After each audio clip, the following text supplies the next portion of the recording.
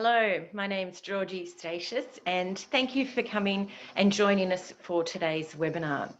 We'll wait a few moments while people come in to join us, and while we do that, if I could ask you to open your chat function, toggle it to all panelists and attendees, and just let us know your name and where you're joining us from today. And we'll just wait a few moments while people come in.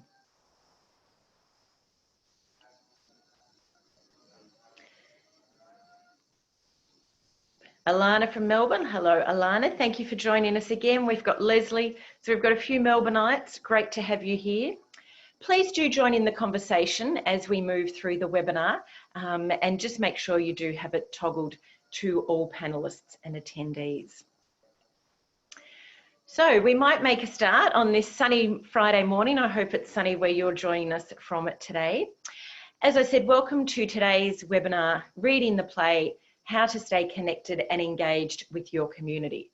And this can be a tough one. We're 6 months in. If you're like me, you're probably a little bit exhausted, but hopefully today's webinar will help equip you with some ideas, some inspiration, and a few insights that will help you to stay connected with your community. And whether that's your social community, your local community, your business community, whoever forms that community. So before we get started, I would like to acknowledge the traditional custodians of the lands on which we're all meeting today, and also to pay my respects to their elders past, present and emerging. So a little bit of housekeeping. This will be recorded and you will be sent a link to the webinar this afternoon. So if there's anything that you miss or that you didn't quite catch and you want to rewatch it, you will be sent a link. As I said, please do join in the conversation as we go along. And for those joining us for the first time, welcome. And for those who are coming back to our Adapting in 20 webinar series, it's great to have you join us again. So I'm going to turn off my camera now and we'll dive straight into the webinar.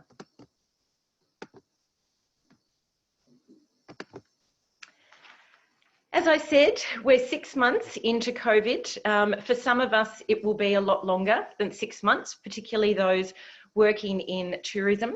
And for some of it, it will be shorter. Some of you may have started to transition to some kind of normal trading. But the one thing that is for certain is that we've all been impacted, whether that's our clients, I should say we've all been impacted, but so have our clients, our supporters, our donors, our customers, our members. Everyone has been impacted. So whoever your community is, we need to keep that in mind and read the play as we continue to engage and communicate with them. So the communication we will have done at the very start of COVID will continue to change as we move through the new phases. And today is about looking at how we stay connected and engaged. We're not superhuman. This isn't about making some very big elaborate marketing plan. It's just easy things that we can easily implement in our team to create and build that bond with our community. So before we get started, I'd just like to run a poll. I'll just launch this poll now. So has your business resumed normal trading? And I guess what I mean by normal trading, if you're a cafe, have you opened back up for dining customers? If you're a venue, have you got people coming along? Let us know, have you resumed normal trading? And if not, when do you expect your business to resume normal trading? So I'll just give a few more moments while people cast their votes.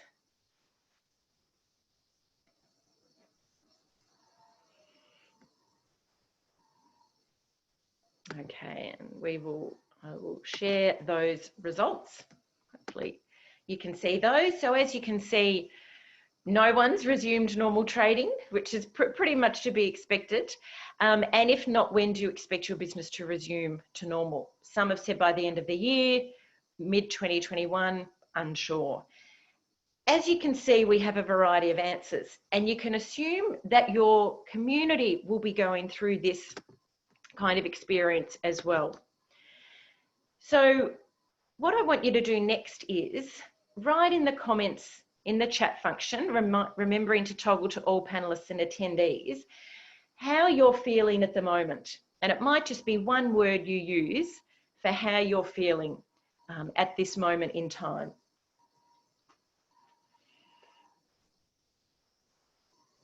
And look, I'll start. I'll say I'm exhausted. I'm exhausted and excited for the future.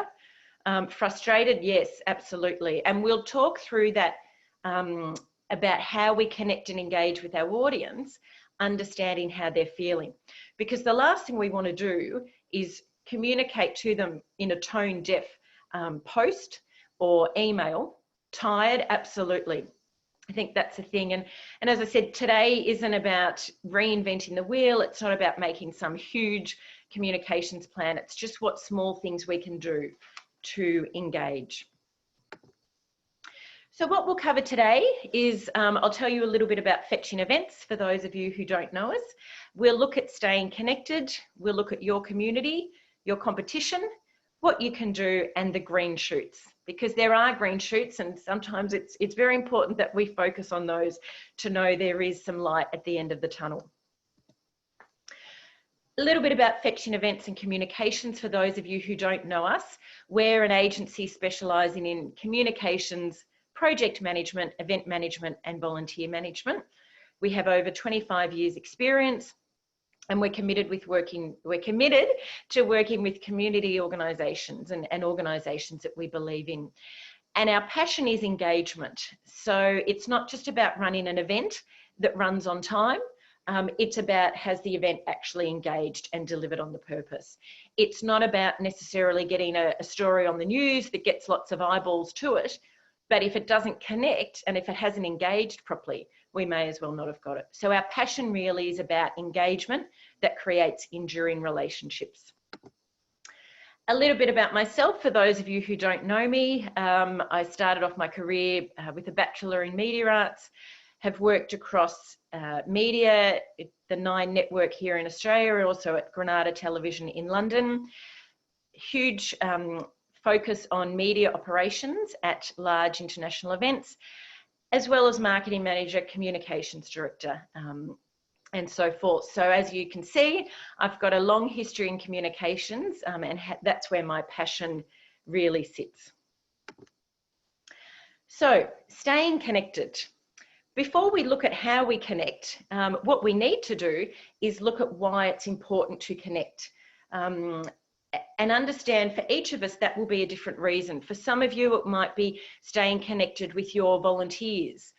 It might be staying connected with your members.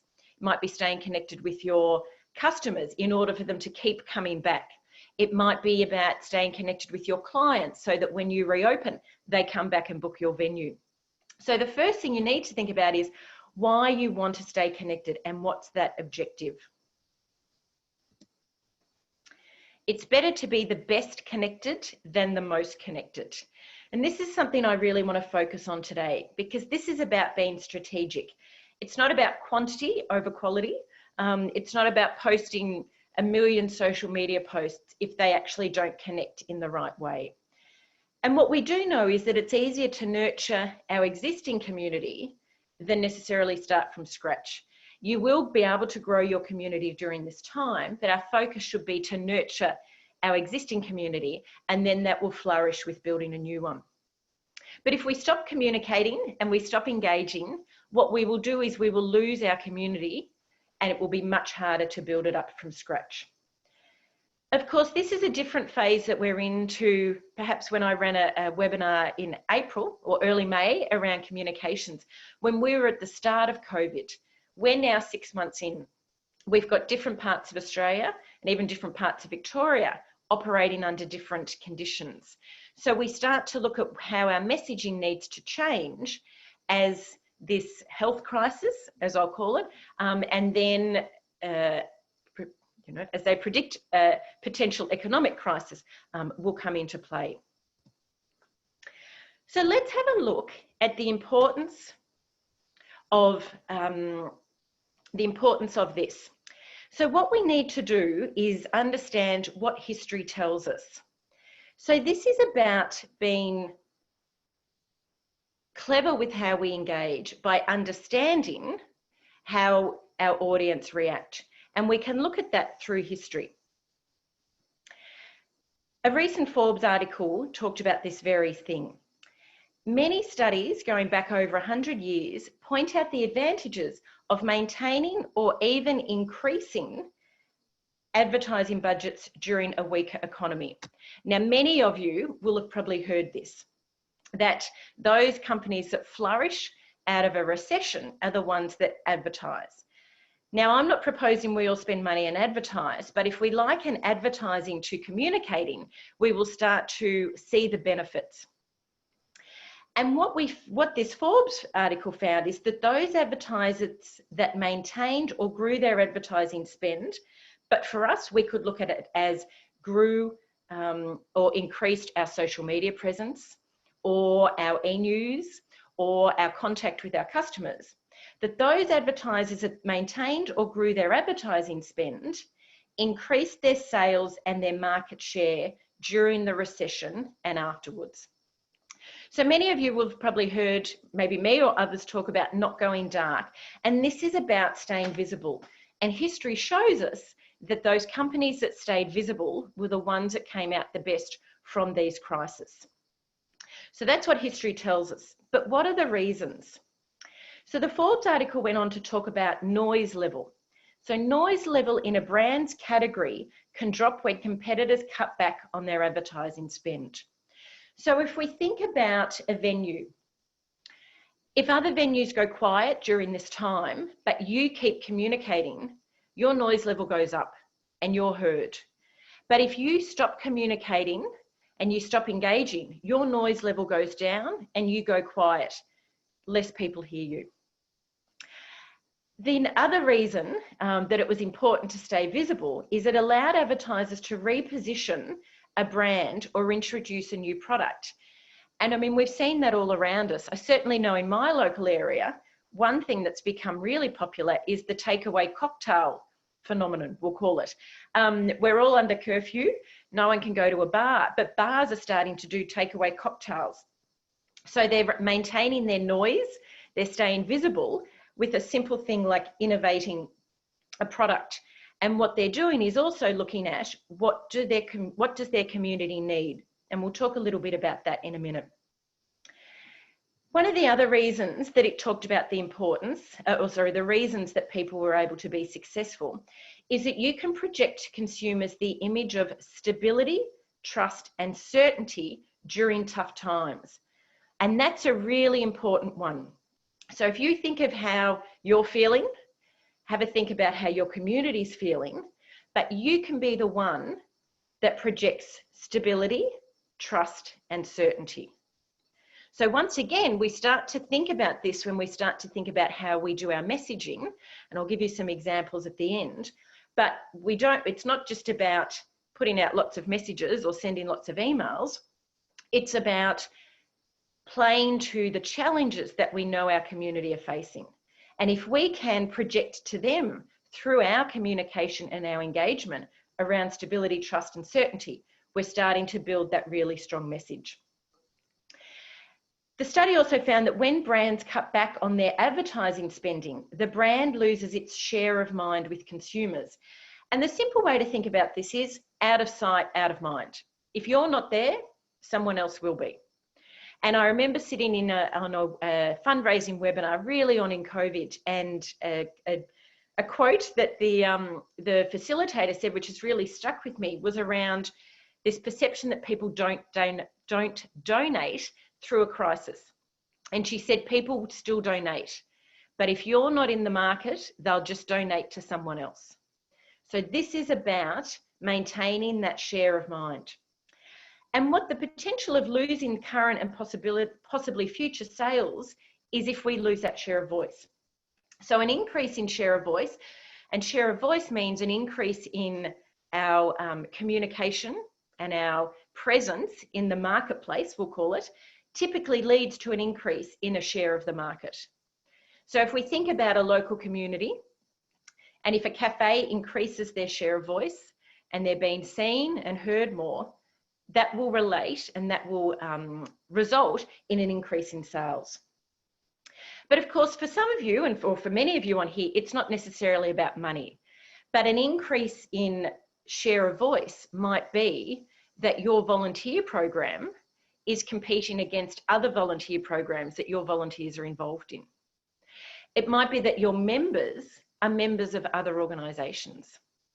And I'll give you an example. There's a sporting member organisation that has a competitor, which is a very similar style sporting member organisation. Many of the members are members of both organisations.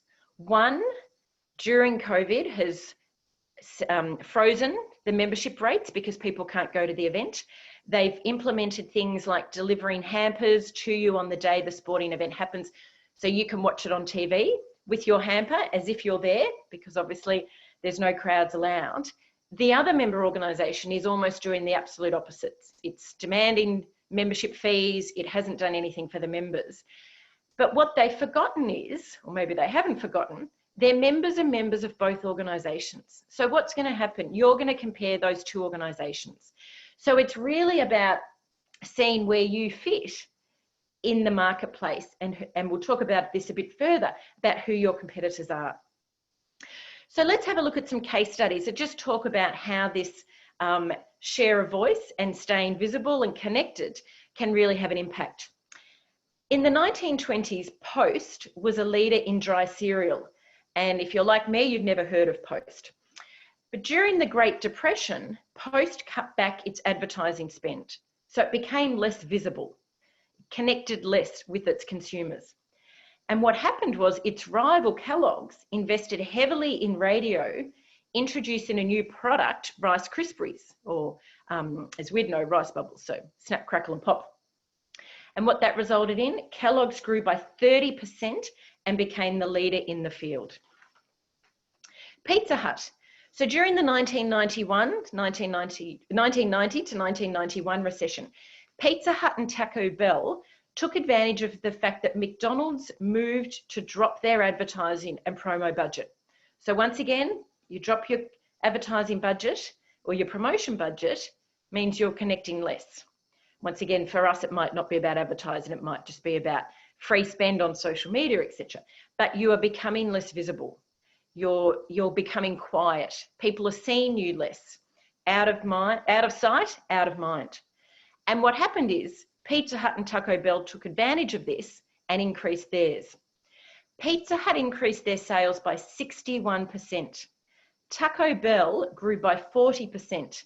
And McDonald's declined by 28%. Amazon. So during 2009 and the Great Recession, as it's called in America, Amazon actually grew by 28%. So the tech company innovated with new products, including the Kindle. And in fact, on Christmas Day 2009, for the first time, Amazon customers bought more ebooks than printed books. Because what had happened was Amazon had innovated and created a new product. And if you remember, we talked about that earlier, of these types of opportunities allow companies to remain visible and connected and present, and also innovate with new products like takeaway cocktails. But what Amazon did was saw that there was an economic crisis. Their consumers were cash strapped. So they came up with a economically efficient, we'll say, way to read books, which was the Kindle. So in the minds of their consumers, Amazon was innovative as they had come up with the low-cost product during these cash-strapped times. So once again, they had looked at the issue that their customer was having, they'd built a story around that, and they had stayed connected with them. And it resulted, obviously, in a massive boom. The final case study, which some of you may have heard me talk about, or you may have heard this anecdote about Johnnie Walker. So during the Second World War, Johnnie Walker advertised their whiskey throughout the war. At the time, Johnnie Walker was just a very small player. They obviously weren't able to sell any of their products. Whiskey wasn't a product that you could get during the Second World War. And in fact, many of their distilleries had been commandeered by the war effort, but they still advertised. And what happened was, when the war ended and there was this pent-up need and demand for supply, for products that hadn't previously been able to be purchased during the war, such as whiskey, of course, Johnnie Walker was top of mind, as they had remained visible throughout. So even if you're not able to open up or resume normal trading now or by the end of the year, still keep connected and engaged, because when you can, if you've stayed top of mind and you've engaged in the right way, people will come to you when they've got that need. So let's have a look at the rational versus the emotional. So we know the history tells us we need to connect and stay visible and engage, but what does that actually mean? Because this is about connecting well, not just connecting a lot. So Ipsos, which is a global market research company that many of you probably know, released a study in April this year called Brand Growth in Times of Crisis. And what they looked at was how people made choices around brands. And when I talk about brands, I'm not just meaning Guinness as a beer. I could be meaning the Arts Centre as a venue, or I could be meaning the Bastille Day Festival as an event. So I just want to make that clear that brand could be anything. It's about basically what you're selling or why you're wanting to engage people. So they found that brand choices are usually made from a narrow set of preferred brands. And the choices are either driven by strong emotional relationship with brands or by short-term in-market tactics. And that could be something like price cuts or promotions or a new range like Amazon did with the Kindle. So those were the two reasons: a strong emotional relationship or short-term. And perceived brand performance gradually played a smaller role in building brand preference. So it wasn't necessarily around performance, but it's around building the emotional relationship. So it's not about saying we're the best wine, it's about telling the story and creating an emotional relationship. Ipsos believes that building emotional closeness and identifying personal goals, values, and circumstances during a time of uncertainty and beyond would play a prominent role in impacting brand choice. And if we remember in the Forbes article, it talked about that custom organizations and brands could project that image of stability, trust, and uncertainty during tough times. And here it is coming up again. So they believe that building emotional closeness and identifying personal goals, values, and circumstances, so once again, think about your community, during a time of uncertainty would play a prominent role in impacting their choice. So what they found is that building closeness in a world governed by fear, and we've got fear around a virus, fear around when are we going to go back to normal, fear around what's the economic impact going to be, fear around what's my life going to look like. But if you can build closeness in that, that would be the winning strategy, because that would demonstrate empathy while adopting the right tone of voice. So Ipsos went on that building stronger emotional engagement shows greater potential to further drive your brand than promoting brand superiority.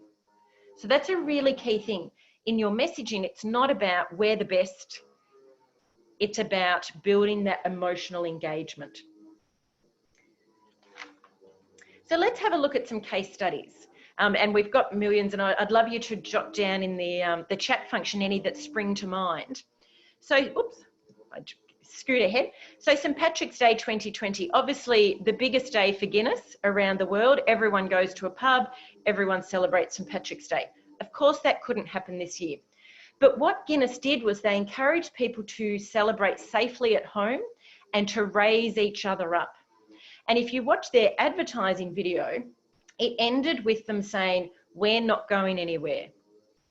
Okay, so if we think back to those messages around everyone feeling uncertain and this fear, but the brands can project that certainty, that stability, that trust.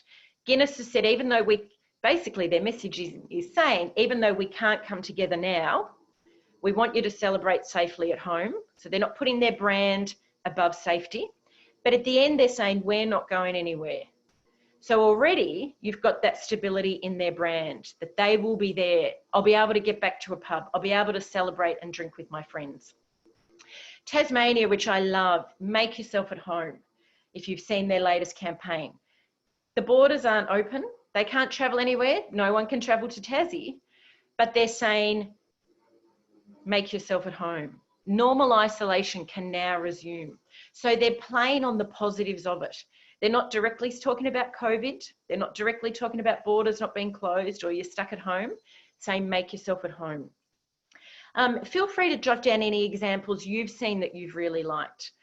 We can think about Anzac Day when everyone went out into their driveway for the dawn service. Different ways that brands, organisations, causes, celebrations are building that emotional connection rather than just driving their superiority or shutting down because normal life hasn't resumed. Okay, so we've looked at why it's important to stay connected. We've looked at the reasons we need to connect well. We've looked at how to build emotional connection. But to do that, we need to understand who our audience is. Who's our community? So the most important thing to remember is you must know your audience. Now, this is a very easy thing to say, but how many of us actually stop and look at who our audience is? So at this point, I'm just going to launch another poll. Just bear with me. So this one's asking, do you have a clear idea of who your audience is? Do you have more than one audience?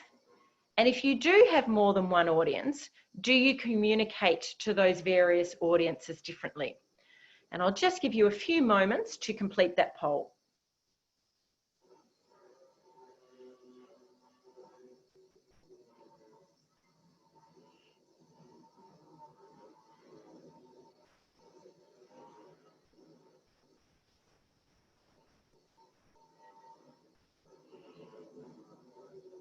Okay, great. So I'm just going to close that poll and share the results. So it's 60%, 40% of do we have an idea of who our audience is? Do we have more than one audience? Everyone has indicated that, and that's absolutely how I would have thought. But not necessarily are we communicating differently to them. Now, it might be that you don't need to, depending on how you want to stay connected. But each time you start to put your messages together, have a think. How many of you, and feel free to comment in the chat box, have received an email from a travel company or a travel booking site saying, you know, deals on offer now. But if you're in Victoria or Melbourne, you know, we can't use any of those. So already when I see those, I know that they haven't looked at who their different audience is. Because if I get an email telling me there's a holiday deal, and if I book in the next few days, or I can travel, you know, this deal is for travel up to December 2020, and I know that's probably not going to be relevant for me, the first thing I'm going to do is delete it. And that brand has broken their connection with me. They've broken that emotional connection because they're not understanding who I am as their audience. So let's have a look at who your community are. This is just a simple thing you can do to step right back. Doesn't need to be elaborate. You can just jot it down on a bit of paper. But time to just step back and have a look. So who are your audience? Are they members? Are they volunteers? Are they staff? Are they staff and volunteers? Are they associations and volunteers? Are they consumers plus suppliers? It's a whole range that you might have. So start to think who they are. Start to think, have their needs changed? So if we look at a local coffee shop, their communities have changed because people are now starting to work from home. So they've potentially lost the audience that were originally around them that may have been office workers because they're now working from home, but they've got this new audience that are their locals who are working from home. Let's have a think about a dry cleaner. I mean, their needs have, you know, our needs of getting our clothes dry cleaned have changed because for most of us, we're not getting dressed up and going out. So start to think how your community's needs have changed. So if I look at myself as an event management, we're doing less work physically helping people to run events, and we're doing more work in training people and getting them prepared. So start to think how your audience or your community's needs have changed. How are they engaging with you? Are you receiving emails? How are they commenting on your social media posts? Are you getting phone calls from them? What kind of feedback? Start to look at how they're engaging with you. How are you engaging with them? And certainly I know I look through my Instagram feed quite regularly to look at the last few posts. Have I done ones that are too similar to that? In my mind, how long ago was it that I wrote a blog? I wrote one the other day and I thought, oh, I'll just have a look at when the most recent blog was, which in my head was actually a few weeks ago. But when I looked at it, it had actually been a few months ago. So time, as you probably know, we're all in a pretty bizarre time vortex. So have a look at actually looking at how you're engaging with them. Have a look at who's their network, because what we do know is that word of mouth referral is incredibly important. And in fact, the quote goes that the more advocates you have, the fewer ads you have to buy. So when we're connecting with our audience, we're also connecting with their network through their word of mouth. So start to think who their network might be and what attracted them to you in the first place. So I interviewed a local pub recently as part of our Navigating Now series. And what they had done to look at what sort of communication and engagement to roll out while they were closed is they went right back to, why do people come to a pub? They come because it's social, they're part of something, they meet up with people. Now that's very hard to do when we're in lockdown. But what they started to look at is what sort of small things could we do that people will still be involved. So they started a Spotify list that you could submit songs to. So like a virtual jukebox. They had online Facebook catch-ups. They started to do a whole range of things that were generated out of understanding, why did people come to us in the first place? And out of why are people attracted to you in the first place, then we start to look at, okay, what are their challenges? Which also ties in with, has their needs changed?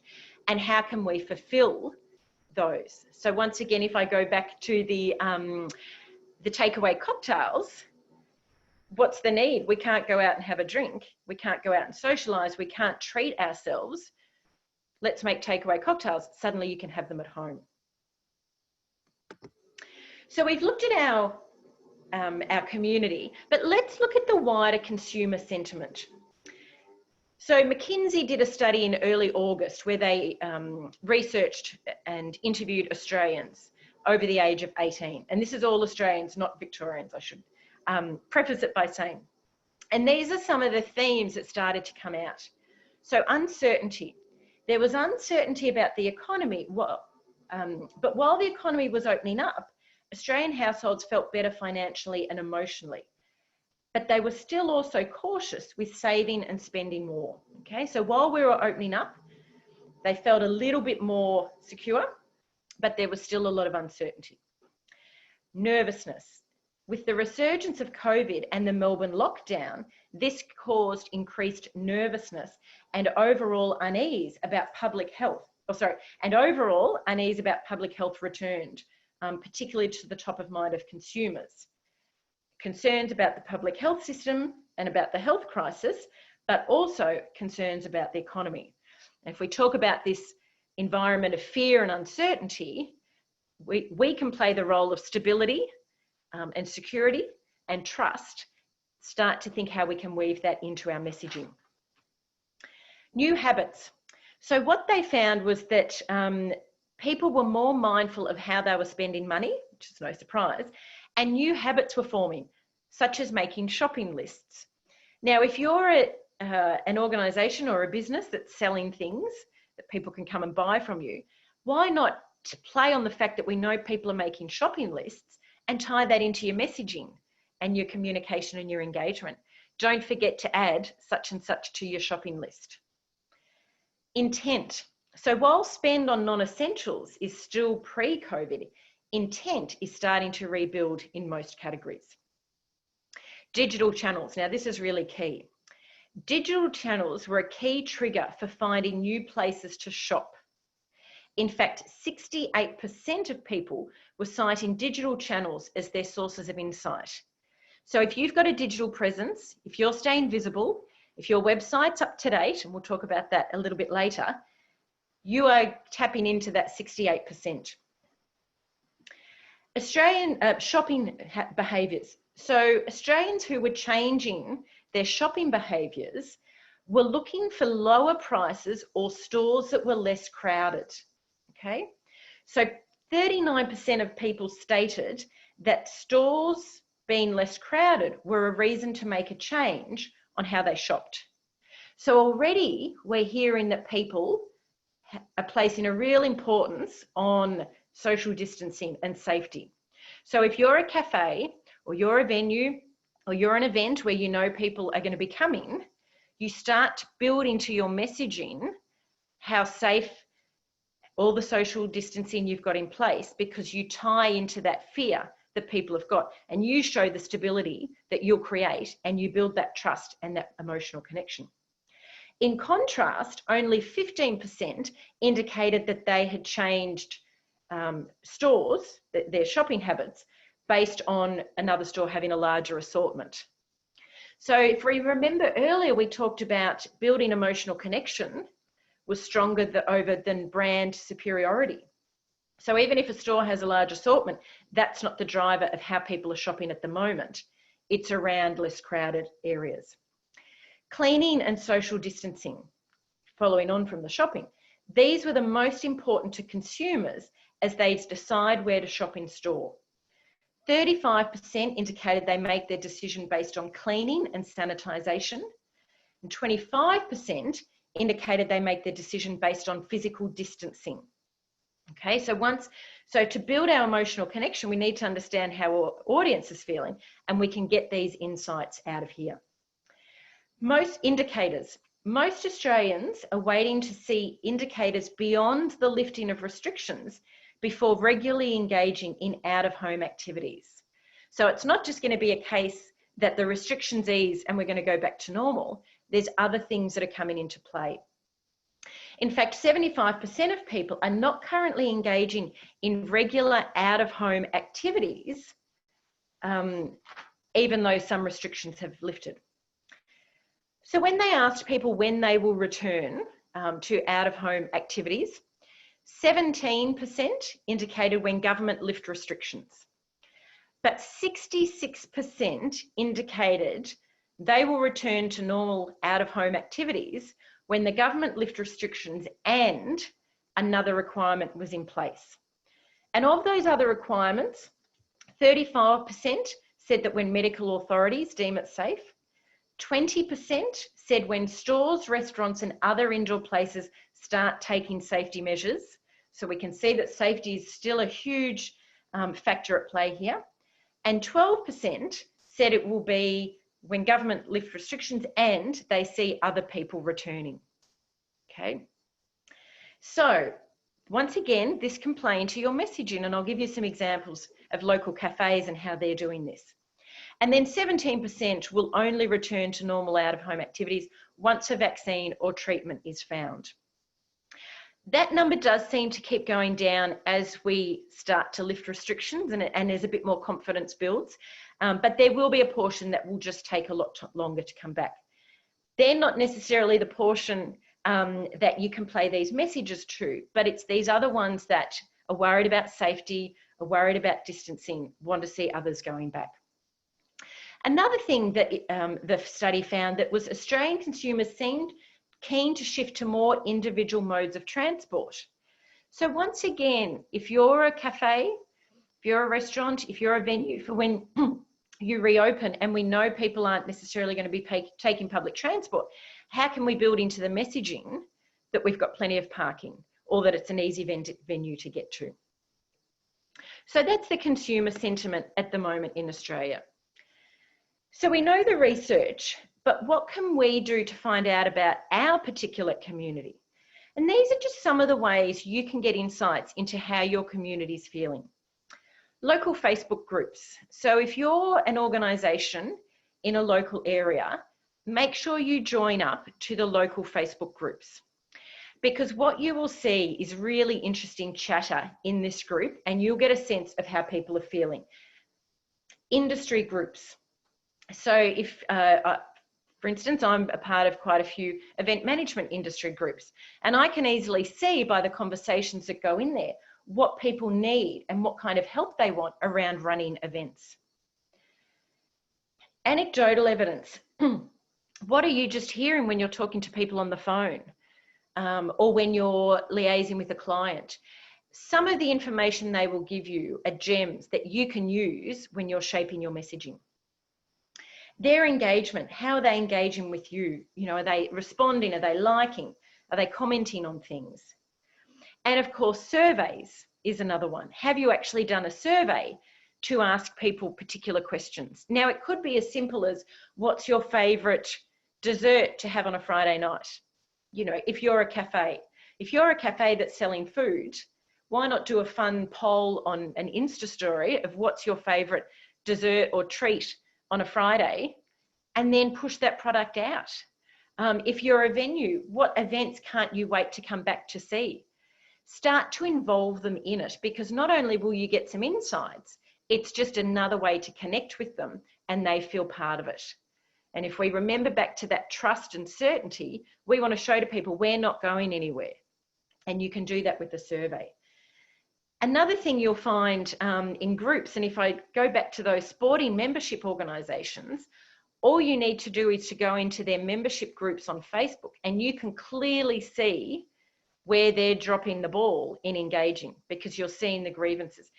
And if I was that organisation, I would be shaping my communication and my engagement and my connection, understanding how people are feeling at the moment, because that shows that you understand their goals, their values, their circumstances, and your tone of voice displays that through your empathy.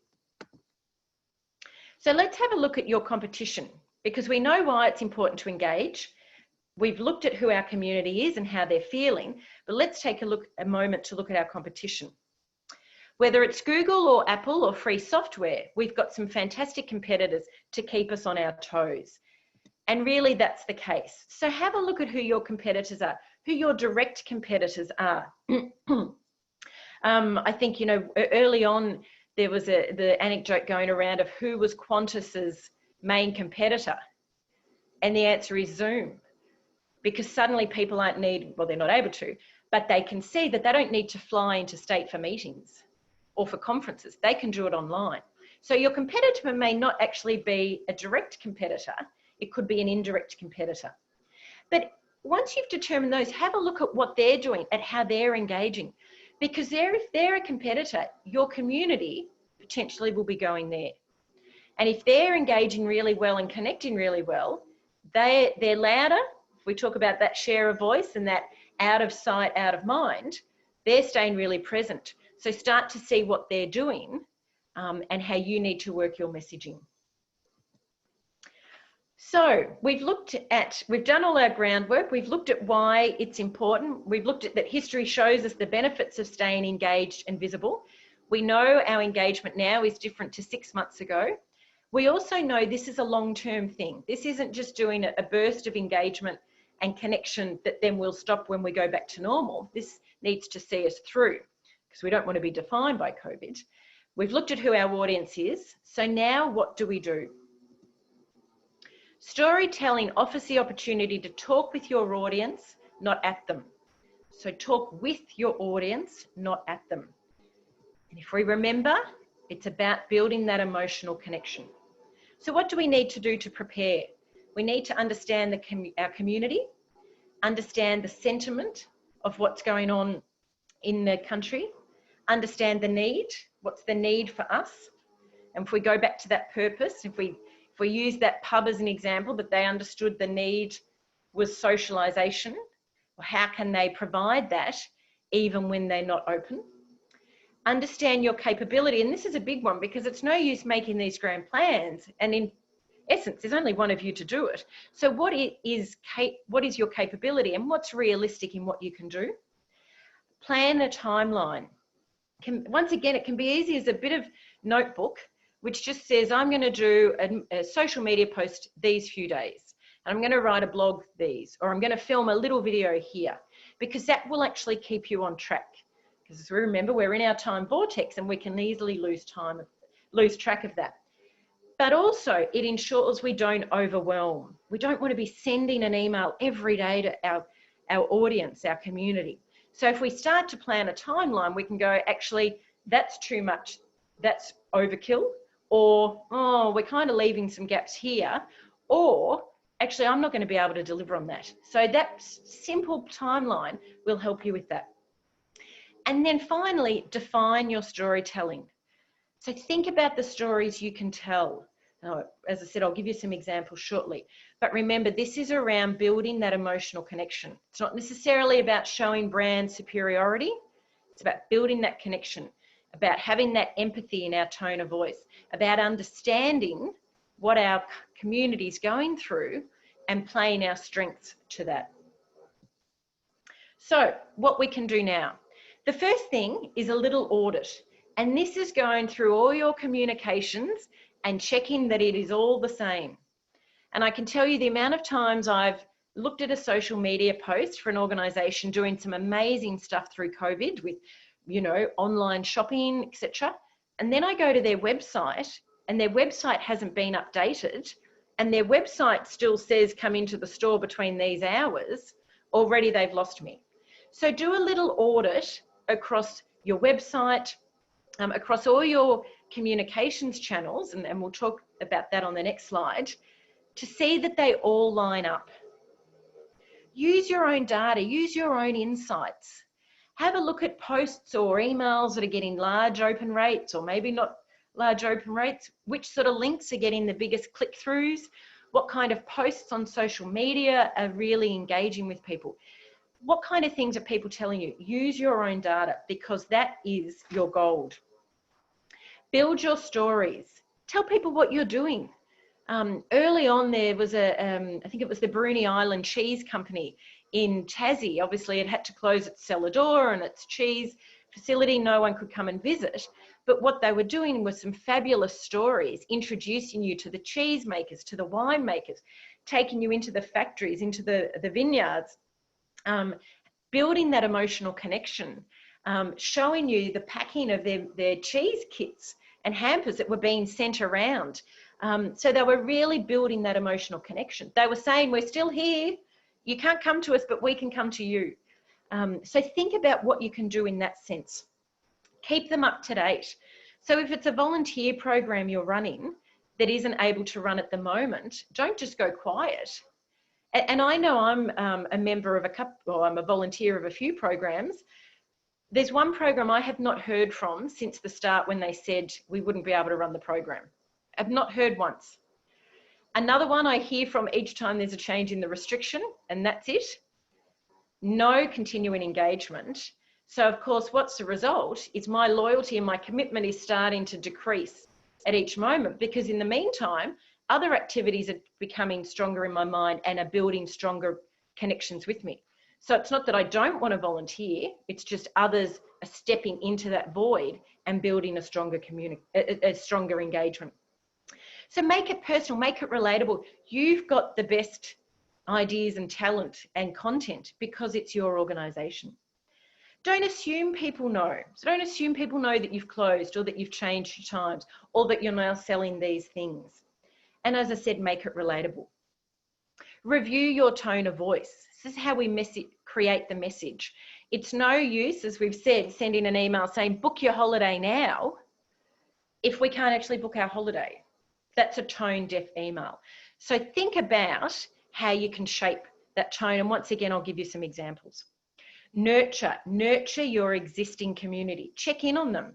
If your community is a small group of clients, give them a phone call. Send them something in the post. I know early on I was chatting to a marketer who said that direct mail should boom during this time, because how nice is it to get a surprise in the post, even if it is just a postcard. I mean, how nice would it be if you sent out a handwritten card to your clients saying, well, we can't see you in person, we can't wait to catch up when we can. It can be really emotional, it can be engaging, and will be really authentic. And that's the other one, is make sure you're authentic in all your messaging. Because what that does is it builds that emotional closeness. It shows that you identify with their goals, their values, and their circumstances. So what can we do now? These are just some of the things and some of the ways you can connect with people. Your website. Does your website tell the new story? Are you using your social media posts? Are you creating that emotional connection? You know, Facebook Live, LinkedIn stories, Insta stories are fantastic for that. They're personal. You know, if you're a venue, and sorry, Alana, I keep looking at you in the chat function when I say this, you could get one of your crew to do a little Insta story showing what it's like behind the scenes. Have someone take over your Instagram story. So, you know, get your chef to take over your Instagram. I work with Endeavour College of Natural Health, and they're doing some fantastic stuff on Instagram, where they're getting some of their past students who are now naturopaths doing takeovers of their Instagram account, telling you what you can do during this time when, you know, we're run down and we're stressed, etc. Your e-newsletters, advertising. I'm certainly not saying that you have to advertise, but that is one option. But there's plenty of other ways to authentically stay engaged and connected. Phone calls, picking up the phone, and just checking in with people. Your voicemail, has your voicemail for your business changed during COVID? And I'll give you an example. If we go back to the Sunday roast, there was a local pub we wanted to support who'd been doing amazing Sunday roasts. So we decided, okay, we'll have a Sunday roast. So I went onto their Instagram page. Yep, it was there. Then when I went on to, it said link in bio. When I clicked on the bio link, it took me to another page. Then when I went to their website, it said we're now closed for 6 weeks. But I couldn't tell whether that was the original 6-week lockdown or whether this was the current 6-week lockdown, because there was no date on it. So already there was a break in their connection. And what did we do? We went to another pub and built that emotional connection with that new pub. So start to think about, is everything integrated? Have you got the same message across all your channels? Online events, you know, can you hold some online events? The conference shop, who you may have seen in some of our panel discussions, have been doing fantastic trivia sessions just to stay engaged and connected. They're showing people we're still here. What they're also doing is, when many event managers, you know, feeling a little lost, they're giving them not only something to do, they're giving them a network to be part of, and they're giving them some professional development, because during the trivia, you're learning more and more about venues and different events happening. So can you do something like that? In-person events, maybe you're in an area that you can have an in-person event. Direct mail, you know, as I talked about, sending something out in the post. Signage. Now, if you are a venue that people are coming to, or you are a location, does your signage match all your other messaging? And I'll give you some examples of that. Customer service. So if you're a local cafe, or you're a business where people are ringing up and making orders or put inquiries, does your customer service messaging tie into everything else you're doing? YouTube, you know, can you make little videos for YouTube? Spotify, and I'm part of the Bastille Day French Festival. We're a volunteer committee, but we recognised we needed to do something on Bastille Day when we couldn't actually have an in-person festival. One very simple thing we did was we created a Bastille Day Spotify list of our favourite French songs. And not only did it get lots of downloads, it got lots of likes. And we said, while you're celebrating Bastille Day at home, we've put a playlist together for you. So it can be the simplest things like that, which will build that connection. So we weren't saying we're the best festival, you've got to come back to us next year. What we were doing was we were recognising what people were going through. They were stuck at home, still want to have a Bastille Day celebration. Here's a Spotify list that you can use. LinkedIn, I've got a question from Sue. Absolutely. And I'll show you some examples of LinkedIn. LinkedIn either personally or as your organisation. So here are some examples, and I'm just conscious of time, so I'll go through these. These ones on the front page are from the first, I'm just going to move my chat function so I can see them, from sort of, I guess we'll call it round 1 of COVID. But they're great examples of how people built that emotional connection in that time of uncertainty and fear.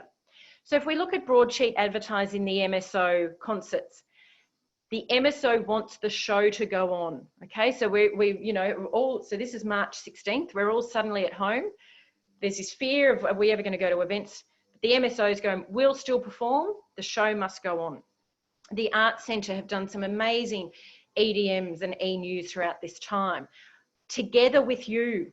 Okay, we've talked about that uncertainty. As event managers, we're all feeling a little lost. A simple title, Together with You, suddenly feels that it's empathy, their understanding, and suddenly my fear is gone, because if we go back to those early studies around certainty, trust, stability, and I've got that. And their line said, while our curtains are drawn, so they've played on the fact that they're a performing arts centre, while our curtains are drawn, the show will go on with a series of free archival recordings and digital experiences. So they've acknowledged people are stuck at home, they're staying present by providing these things, and they're understanding what we're going through. The next one down here, that's just the profile photo of the Bastille Day French Festival Facebook page. So we announced that we wouldn't be able to go ahead this year, but we said we can't wait to see you next year. And the simple move of changing the date from 2020 to 2021 on our Facebook profile photo garnered a huge response, because what it showed was we'll be back next year. We're still here. We haven't gone. And it gave people a little bit of hope. The one in the bottom right-hand corner is Accor Hotels were live streaming views from their hotels, all from home, all for you, when we were stuck at home. So the next one we've got, so these are now in this current or more recent. So Father's Day feasting hamper. I think this is a terrific thing. What this email missed the point though, where they could have really played on, was the emotional story about Father's Day. So what they're doing is showing us the brand superiority, but they're not showing us is the emotional connection, which I think is such a shame, because they've really missed a great opportunity there. Heineken ad, I'm not sure if you've seen this, but it's a series of people trying to Zoom or FaceTime with their friends. The phones keep falling over, you know, the issues that we all have. So they've understood what we're going through, and they've understood that you still might want to have a connection through a beer with a friend. Nike, if you ever dreamed of playing for millions around the world, now is your chance. Play inside, play for the world, because you can record it and put it online. Live, Love, Work, which is an organisation I'm involved with. Sunday roast, anyone?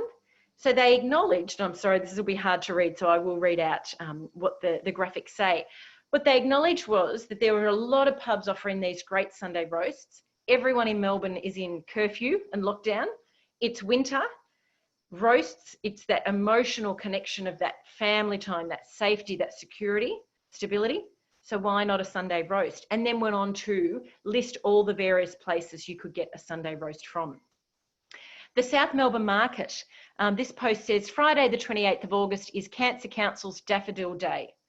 Sadly, we won't have our traditional fundraising activities on site this year, but you can still show your support by purchasing a daffodil from the on-site florist. They're donating $5 from each sale to the important cause. This is a great way to send some sunshine to someone you love and help contribute to essential cancer research. So within that, they've given us some sunshine. They've shown that they cared. They've, you know, acknowledged that they can't do their traditional activities, but you can still show your support. So they're not saying the daffodils are the best daffodils you'll get, although I do know that florist, and they probably are. But what they're doing is building that emotional connection. Flight Centre, explore the United States of Australia with homegrown holidays, which I love this. But what I particularly loved about this email was the subject line, which was, who's planning on travelling non-stop in 2021? I mean, who doesn't feel like that? Who doesn't feel like we've got all these holidays planned, even if it's just, you know, fantasy holidays? So they're playing on that emotional thing of, we know we can't travel now, but let's start planning for the future. Yoga Australia, so this is one of their Instagram posts. It's a forum, learning to relax with uncertainty through mindfulness and meditation. So they're acknowledging the uncertainty. They're acknowledging that we need to try and relax, and they're showing us how they can do it through mindfulness and meditation. And it's about learning to, they're not saying relax, smile, it'll all be okay. They're acknowledging how we can learn this. So simple things of building these messages is creating that strong engagement. The French Chamber of Commerce, I love this email, member-to-member benefits program. Good news, and the subject line was good news from FACCI members. Now, for many member organisations, crises actually show their value more than anything else. And I certainly work with a lot of member organisations that have not only increased their engagement with their members, in that members that had never come to any events or had never, opened an email or been in touch, have been in touch more than often. They're actually growing their member base. So what the French Chamber of Commerce have done is said member benefits. So as a member, I'm understanding, oh, wow, I've got this benefits program I can tap into. And as a member offering the benefits, you'd be saying, wow, I've now opened up to this new audience. Another great one with Fatchi is that each year they have a Tour de France lunch. It's their iconic event on the calendar. They're not able to do this year, but they're doing an online wine tasting where you get sent some wine, some food, and you tune in for a presentation. But what I liked about their wording was, even during these uncertain times, we could not fail to honour the tradition, and the Fatchi team is proud to present the upcoming Tour de France online wine tasting. So they've acknowledged it's uncertain. They know people love this. They weren't going to leave us high and dry or stranded without our Tour de France event this year, and they're proud to present it as an online wine tasting, which I think is fantastic. This one in the bottom right-hand corner, which is very hard to read, so I'll read it out, but this is on LinkedIn. So going back to Sue's comment. This is by Faye at Rochford Wines, and it's a short video. Say hello to your personal shopper. We're here to look after your purchases and make sure that every hygiene practice is upheld as we prepare your wine and groceries for delivered. All our produce is sourced from local farmers, as we believe it's important to support our community. Stay safe, and we look forward to delivering your fresh produce and great wine soon. So not only are they building that emotional connection, we're meeting the person who's going to do the personal shopping for us. And this is through LinkedIn. So definitely look at all the different channels that you can use. A couple of last ones. The Melbourne International Film Festival went online. They actually got a much larger audience than they usually do because they offered an option and they stayed present. The same with the Melbourne Writers Festival. The post down the bottom, which is an Instagram post from My Lacquer Cafe, which I think is fantastic because it just personalises the fact that we're all wearing masks. We're still going to get our coffee. I know if I go into that place, everyone will have a mask on and we'll be feeling safe and secure. A couple of others, the Ekka Online couldn't run their royal show. What they did was they provided it online. So you could actually watch things like the Animal Nursery online. The Penguins, I don't know how many of you have been watching the Penguins. Phillip Island's live streaming the Penguins each night. And in fact, the night before last, it got 771,000 views from around the world. Now, of course, what will people want to do? As soon as they can travel, they'll remember the Penguins and want to go. This is another one. This is a naturopathy clinic who can't take clients, but they're doing these little self-care packs, especially for you. You are not alone. They're doing a terrific working from home one, which has a heat pack in it, a ball, to loosen your muscles that you roll on, and some other lovely things. Oh, some physio cream, acknowledging that working from home, you're probably going to have a bad back from sitting at a dining room table. But what they're doing is staying present in people's mind. Signage I talked about. So looking at how you can work the signage in. So the one on the right is the aquarium, and this was when we could go, swim 1.5 metres apart. So they're building that emotional connection. It's an aquarium, they're making it fun. The decals of where to stand were flippers, which I think is fantastic.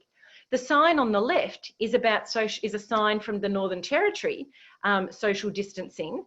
And if you read it, it says, keep your distance at least one small crock apart, which I think is fantastic. So they're starting to, build that emotional connection and engage through that. Once again, this is from the local cafe, which had the masks photos. And this is a fantastic coffee roaster that the decals, they've got fun things on them. This spot is just for you. Smile and social distance. So not only has it made me smile when I've seen it, I know that when I go into that coffee shop, they will have social distancing measures in place. They've made it fun. They haven't made it they haven't dictated that this needs to happen. They've built it into their messaging. And of course, we know that people are most concerned about social distancing. So they're building that emotional engagement. And the one in the middle is Aggie, the barista and the owner. So they're making it personal as well. So just to finish, changing consumer contexts influence decision-making and create opportunities for marketers to align their brand purpose and behaviours to meet new emerging needs. So we talked about those green shoots, and we do have them. This is a time to influence decision-making, create opportunities and align to meet the new behaviours and needs that are coming out of COVID. So just to recap, we talked about why we connect. We talked about understanding who our community is, looking at who our competition is, looking at what we can do, and looking at our green shoots. So we've covered a bit. We do have some time for questions if anyone wants to pop any in. As I said, I will send a copy of this recording out following the webinar, but feel free to jot any questions in the chat function. And our next Adapting in 2020 will be a panel discussion, embracing technology in the new world of events. So we'll also send a link out to this one in the email that you'll receive this afternoon. So it's been wonderful to have you on the call. Thank you so much. I'm just going to pop some links in the chat function now of how you can catch up with us, follow us on social media, attend any of our events. We will also be launching some online masterclasses in the near future, so keep an eye out for them. But otherwise, thank you so much for joining us. I wish you all a safe, I'll turn my video back on now, a safe, happy and healthy weekend. I hope the weather is kind to us, and it's been really great to spend Friday morning with you. So thank you, and I look forward to catching up again soon. Bye.